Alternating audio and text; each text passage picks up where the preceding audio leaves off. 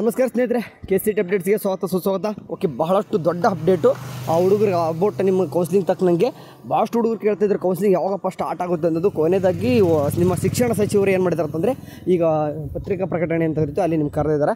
ಇದೇ ವಾರ seat metric ಅಂದರೆ ಇದೇ ವಾರ ಕರಡು ಸೀಟ್ ಮೆಟ್ರಿಕ್ಸ್ ಅಂತ ಒಂದೇನು ಹೆಡ್ಲೈನ್ ಬಂದೈತೆ. ಅದ್ರ ತಕ್ಕನಾಗಿ ನೋಡೋದಂತಂದ್ರೆ ಕೆಳಗಡೆ ಏನು ಬರ್ತಿದ್ದಾರೆ ಹೊಡೆದಂದರೆ ಅಷ್ಟೊಂದೆಲ್ಲ ಓದಕ್ಕೆ ಹೋಗಲ್ಲ, ಯಾಕಂದರೆ ಈಗ ಓದ್ಬಿಟ್ಟಿದ್ದೀನಿ.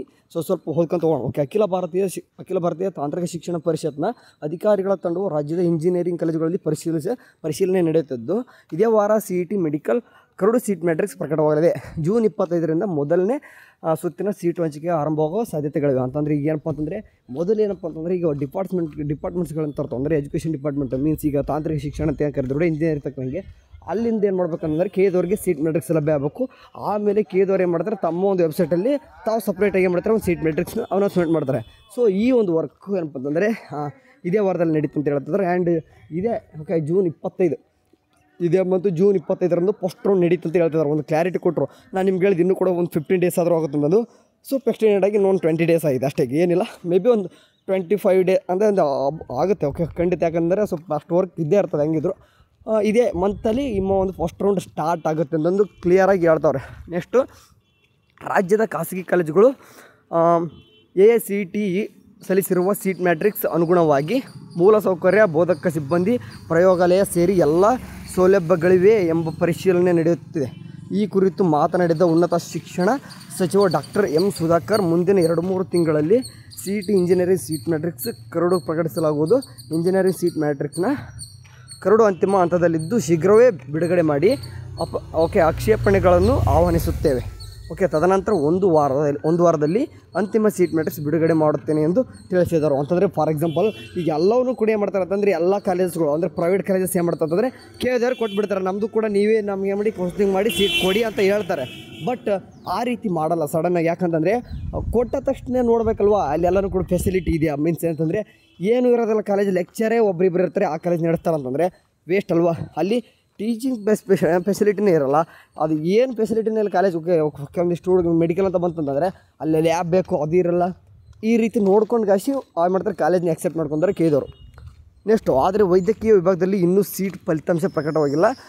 ಓಕೆ, ಅಷ್ಟರೊಳಗೆ ವೈದ್ಯಕೀಯ ಶಿಕ್ಷಣ ಇಲಾಖೆಯಿಂದ ಸೀಟ್ ಮ್ಯಾಟ್ರಿಕ್ಸ್ ಕರಡು ನಮ್ಮ ಕೈ ಸೇರಬೇಕಿದೆ ಎಂದು ಹೇಳಿದರು. ಓಕೆ, ಇನ್ನೂ ಕೂಡ ಏನು ಮಾಡ್ಬೇಕಂದ್ರೆ ನೀಟ್ ರಿಸಲ್ಟ್ ಬಂದಿಲ್ಲ. ಸೊ ಅದಕ್ಕಿಂತ ಮುಂಚೆ ಏನಪ್ಪ ಅಂದರೆ ಅದು ಈಗ ಹೇಳಿದ್ರು ವೈದ್ಯಕೀಯ ಶಿಕ್ಷಣ ಅಂದರೆ ತಾಂತ್ರಿಕ ಶಿಕ್ಷಣ ಅಂತಂದರೆ ಇಂಜಿನಿಯರ್ಗೆ ತಕ್ಕನಂಗೆ. ಈಗ ಹೇಳ್ತಾರೆ ವೈದ್ಯಕೀಯ ಶಿಕ್ಷಣ ಅಂತಂದರೆ ಮೆಡಿಕಲ್ಗೆ ಬರುವಂಥ ಎಲ್ಲ ಸೀಟ್ಸ್ಗಳು ಕೂಡ ಅವರು ಕೊಡಬೇಕು. ಅದು ಕೂಡ ಬಂದಿಲ್ಲ ಮೊದಲು. ನೆಕ್ಸ್ಟು, ಕರ್ನಾಟಕ ಪರೀಕ್ಷಾ ಪ್ರಾಧಿಕಾರ ಜೂನ್ 25 ಸ್ನಾತಕ ಕೋರ್ಸ್ಗಳ ಮೊದಲನೇ ಸುತ್ತಿನ ಕೌನ್ಸಿಲಿಂಗ್ ಆರಂಭಿಸಿರುವ ಲೆಕ್ಕಾಚಾರ ಹೊಂದಿದೆ. ಅಂದರೆ ಇದೇನಪ್ಪ ಅಂತಂದರೆ ಲೆಕ್ಕ ಹಾಕೋಬೇಕು ನೀವು.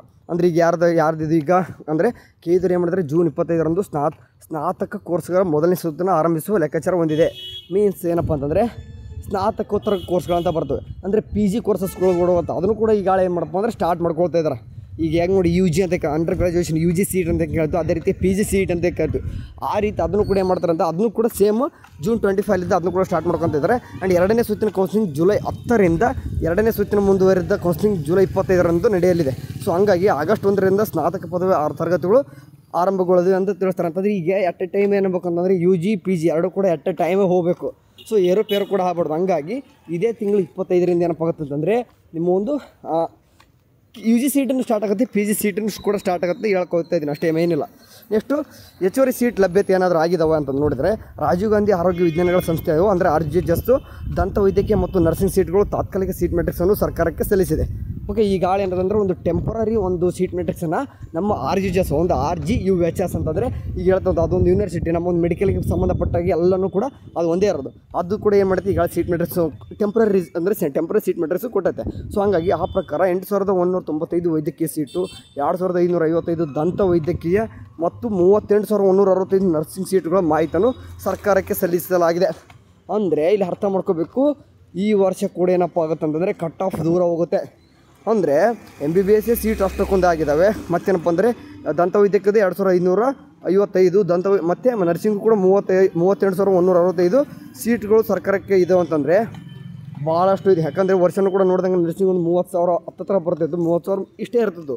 ಈಗ 38,000 ಆಗಿದಾವೆ. ಓಕೆ ಪರವಾಗಿಲ್ಲ. ನೆಕ್ಸ್ಟ್ ಅದೇ ರೀತಿಯಾಗಿ ನೋಡೋದಂತಂದರೆ VV ಮೂಲಕ ಈ ಮೂಲಗಳು ತಿಳಿಸುವಂಥ ಅಷ್ಟಂಬಿಡು. ಇನ್ನೂ ಕಳೆದ 79,907 ಇಂಜಿನಿಯರಿಂಗ್ ಸೀಟ್ಗಳು ಲಭ್ಯವಾಗಿದ್ದವು. ಈ ಬಾರಿ ಮತ್ತಷ್ಟು ಸೀಟ್ಗಳು ಹೆಚ್ಚಳವಾಗುವ ಸಾಧ್ಯತೆಗಳಿವೆ. ಈ ಪ್ರಕಾರ 90,000ಕ್ಕೂ ಹೆಚ್ಚು ಇಂಜಿನಿಯರಿಂಗ್ ಸೀಟ್ಗಳು ಲಭ್ಯವಾಗುವ ಸಾಧ್ಯತೆಗಳಿವೆ ಎಂದು. ಓ ಮೈ ಗಾಡ್, ನೋಡಿ ಇಂಜಿನಿಯರಿಂಗ್ ಮಾಡೋರಿಗೆ ಇನ್ನೂ ಕೂಡ ಒಂದು ಖುಷಿ ವಿಚಾರ. ಯಾಕಂದರೆ 79,000 ಇರತಕ್ಕಂಥದ್ದು ವರ್ಷನೂ ಕೂಡ ಅಂದರೆ ಆ ರೇಂಜಿಗೆ ಬರ್ತಕ್ಕಂಥ 80,000 ಬರ್ತಕ್ಕಂಥ ಸೀಟ್ಗಳನ್ನು ಈ ಸರ್ತಿ 90,000 ಆಗ್ತಕ್ಕಂಥದ್ದು. ಅಂದರೆ ಎಲ್ಲ ಮೂಲಗಳಿಂದ ನೋಡಿತಂದರೆ ಎಲ್ಲ ಕೋರ್ಸಸ್ಗಳು ಕೂಡ ಸೀಟ್ ಜಾಸ್ತಿ ಆಗ್ತಾನೇ ಇದ್ದಾವೆ. ಓಕೆ, ಯಾವ್ದು ಹೇಳ್ತಿದ್ದೀನಿ ನಿಮಗೆ, ಯಾರ್ದೆಲ್ಲ ರ್ಯಾಂಕ್ ದೂರ ಬಂದಿದ್ರು ಕೂಡ ಸಡನ್ನಾಗಿ ಹೋಗಿ ನೀವು ಮ್ಯಾನೇಜ್ಮೆಂಟ್ ಸೀಟ್ ತೊಗೊಳಕೋಬೇಡಿ. ಟೈಮ್ ಇದೆ, ಆರಾಮಾಗಿ ನಿಮಗೂ ಕೂಡ ಸೀಟ್ ಸಿಗುತ್ತೆ, ಹೊರಿಬೇಡ. ಓಕೆ, ಇದೇನೇ ಆಗಲಿ ನಿಮ್ಗೆ ಏನಾದರೂ ಬಂದ ತಕ್ಷಣ ನಮ್ಮ ಒಂದು ಯೂಟ್ಯೂಬ್ ಚಾನಲಲ್ಲಿ ತಿಳಿಸ್ತೀನಿ. ಇದರ ತಕ್ಕಂಗೆ ಸೀಟ್ ಮ್ಯಾಟ್ರಿಕ್ಸ್ ಸ್ವಲ್ಪ ಅನಾಲಿಸಿಸ್ ಮಾಡೋಣಂತೆ. ವಾಟ್ಸಪ್ ಗ್ರೂಪ್ಗೆ ಜಾಯ್ನ್ ಆಗಿರಿ. Thank you for watching. Have a next day. Bye.